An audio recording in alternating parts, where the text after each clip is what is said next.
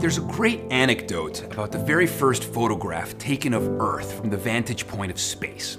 The idea was that this photograph occasioned a profound shift in our understanding of ourselves.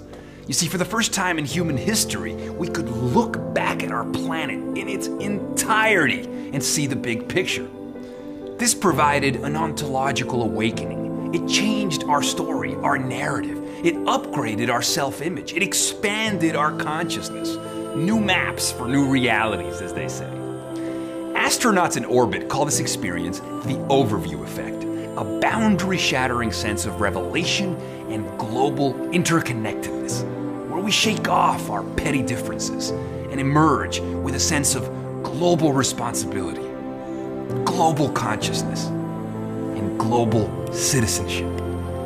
Carl Sagan's famous Pale Blue Dot film echoed this same idea.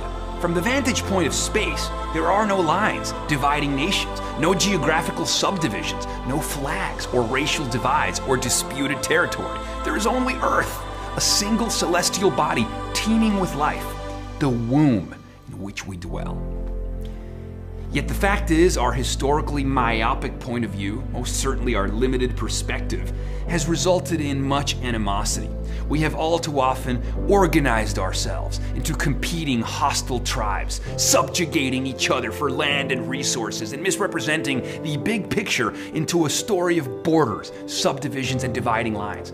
Too much hostility, not enough empathy and compassion. Cultural differences, religion, tribes, nation, race, these are creative expressions and variations that should and could be celebrated. Instead, they've become symbols that are all too often used to create suffocating boundaries. And they are increasingly ill-conceived to address the challenges of a hyper-connected global world.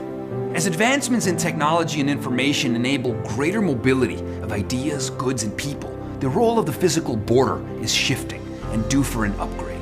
Conflicts remain, and too many people are restricted access to the increasingly fluid means of migration, transportation, and movement. Migration has always been a defining factor of the human experience. Migration has and continues to touch all nations, cultures, and regions, all peoples on the planet. Migration has been the seed at the heart of thriving societies, accelerating the dissemination of knowledge and ideas. Restricting migration is ultimately like restricting the flow of ideas.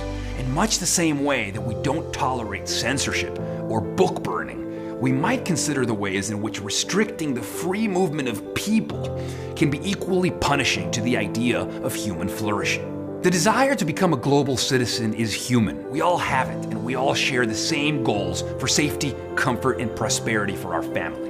Some are fortunate enough to be able to invest in a second residence and citizenship, while others are forced to seek asylum for their survival. Being a global citizen is also about the strong and the wealthy helping the weak and the poor, as we saw with the Global Citizen Tax Initiative. Border disputes, conflict zones, armed borders, these are things that persist and need to be addressed. We need a new story, a new lens with which to address these inconsistencies. We need to scale up to unleash a truly global citizenry, exchanging ideas, beliefs, goods, and services.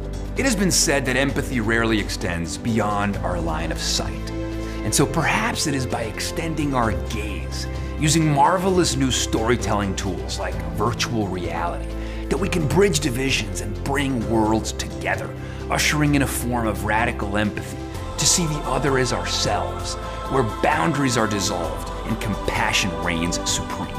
A massive transformation of consciousness, a software upgrade for mankind, birthing a new kind of global citizen.